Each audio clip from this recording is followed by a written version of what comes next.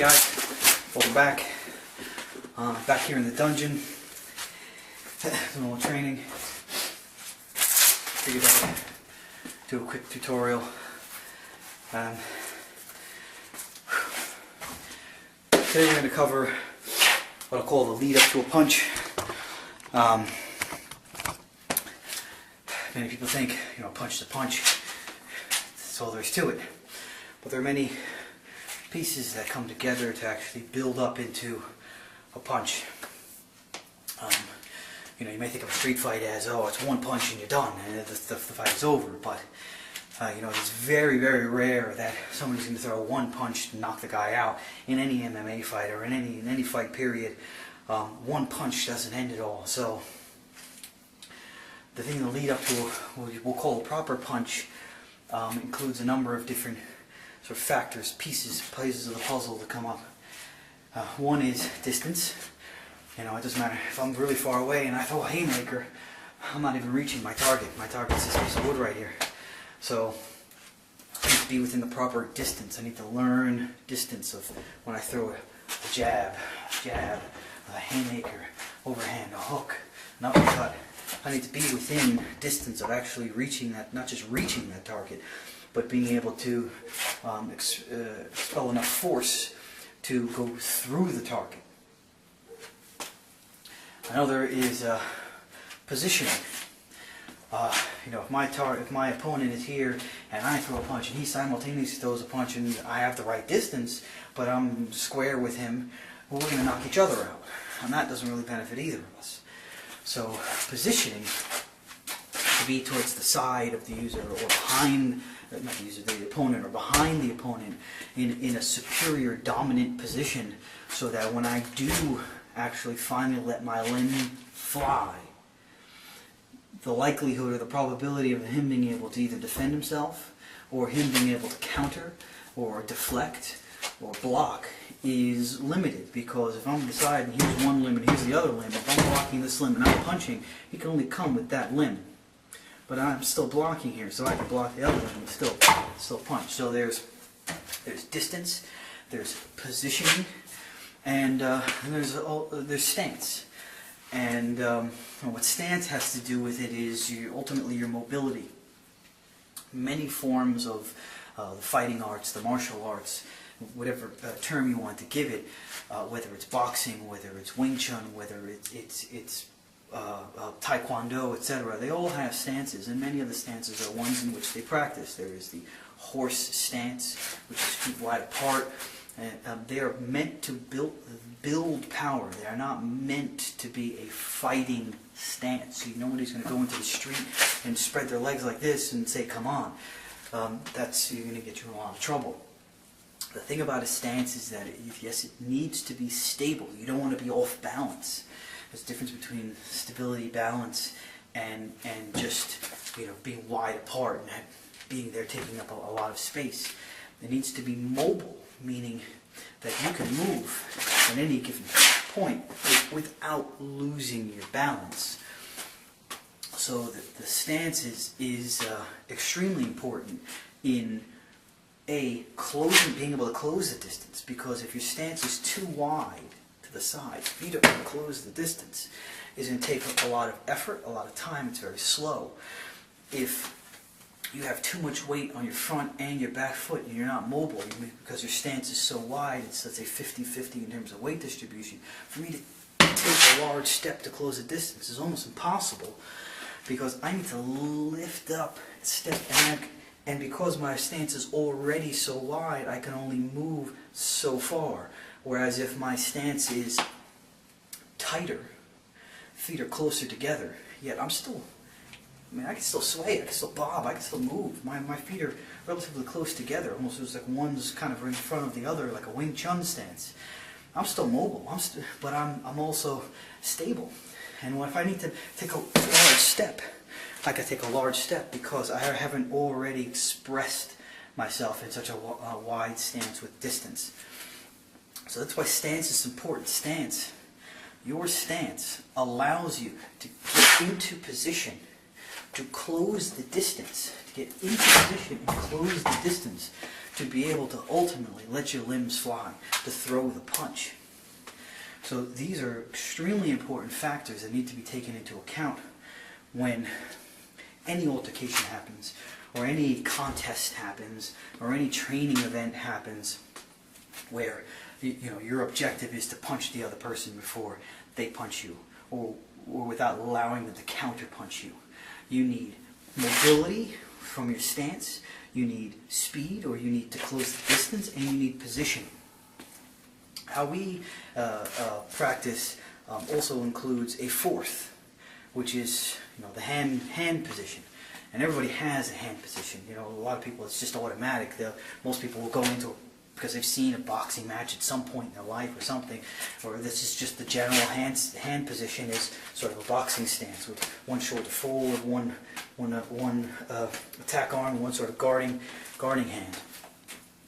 We do it slightly different. Within Wing Chun, most Wing Chun practitioners will have a square shoulder so that you have both of your limbs, because you want to use both of them at the same time. You want to throw a punch from both, equal distance. Our fighting stance is generally one foot somewhat in front of the other. The front lead foot knee is sort of overlapping to protect the groin, so you can just lift your legs straight up and it protects the groin, so the lower body is protected.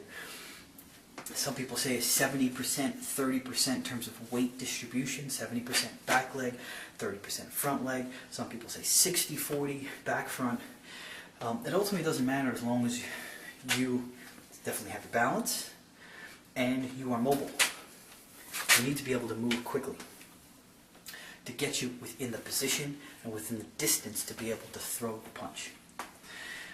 Within the hand position, we don't practice boxing. We don't necessarily even practice the standard Wing Chun hand positioning, because while I am protecting my center line, the center of your body, while I am protecting the vital organs, my throat, my sternum, while I am protecting my eyes, my nose, while I am creating this diagonal pyramid of protection, go this way, this way, this way, this way, up, down, legs, I am protecting that. The issue is I'm giving the opponent too many possibilities of an attack. So we tend to practice square shoulders, elbows in, and our hands sort of low. It's like what's called fuksao, low and out. What this does is it limits the types of attacks that can come in. I don't want to allow my opponent to have the opportunity to say, well, I'm going to throw a hook this way, an uppercut, throw forward. I want to guide him to what I want him to do. So we practice this way, which essentially eradicates any type of outside attack and says, come in the center line, come in this square box. This is the square box of opportunity that you have. What this position allows us to do is, A, our arms are already out there. So it doesn't matter how fast somebody else is. If they start here, their fist by their face, and I start here, by the time their fist reaches me, it's a very short distance for me to block, for me to pound, slap their hand out of the way, and come in with my own punch. So this position, while it doesn't feel natural, if you train this way for a while, once you train this way and you actually experience yourself that it doesn't really matter what somebody throws at you. Again, this is for punching. It doesn't really matter what somebody throws at you. Because your hands are already out there, the distance that they have to travel to meet them is so short that you can beat the fastest, lightest foot person to a block. Combine that with your mobile stance, and you're almost indestructible. Now, again, this positioning can also lead to a punch. And your hand is already very close to your opponent. So in effect, it makes them feel a little bit, okay, this person's hands are right here. Now my hands are here, theirs are right there. It's a very short distance from there to here. Whereas from here to all the way over there, it's long. by the time I get my fist to him, his hand's going to be right here, or right here. And that's why we practice and train in this type of position. It's a much faster defensive blocking position. It's a much faster offensive punching position. So when you combine all those factors, you have your distance, you have your position, where you are when you throw the punch, you have your stance that allows you the mobile stance to get yourself into that position to throw the punch, and then you have your hand position to to allow you to parry and punch, or punch, block, and punch. Those are essentially the things that you want to train to get yourself in a sort of a natural state of comfort, so that when it is time to let the limb fly, to let that punch go, you have the maximum power, you have the best position, and ultimately you're looking to end this altercation, this bout, this fight, whatever it is, in the shortest period of time possible with the least amount of damage done to yourself. What you have to also remember about an altercation is there are very, very few altercations where you are not going to get hit. So what you want to do is you want to reduce the probability, or reduce at least the amount of times that you get hit. Again, stance and mobility, position and distance. They're all what help you reduce that probability of how many times you're going to yourself come in contact with somebody else's limb, whether it be a foot, a hand, an elbow, a headbutt. So, just to recap, what we focus on in terms of the preparation for a punch is your distance, your position, your stance / mobility, your hand position. And that's a great start. There are more things like your head position. We don't tuck our head down, we don't tuck our chin down, because it brings our head closer to them. When our head is further back, our shoulder and our limb can still reach the same amount of distance that theirs can. But for them to reach our chin, they have to go the distance to our shoulder and then the distance to our chin. Whereas if my chin is down, you can reach my nose right here by getting to my shoulder. You can reach my forehead by getting essentially to my bicep. It's pretty dangerous. Again, a lot of these things will feel awkward in the beginning. It feels as if you're leaning back too much. But once you get comfortable and you get yourself within that stance, you will find that your reaction time, your blocking time, you're being able to position yourself in a superior, in a dominant position against your opponent is there. And then, they say the worst punch in the best position beats the best punch in the worst position.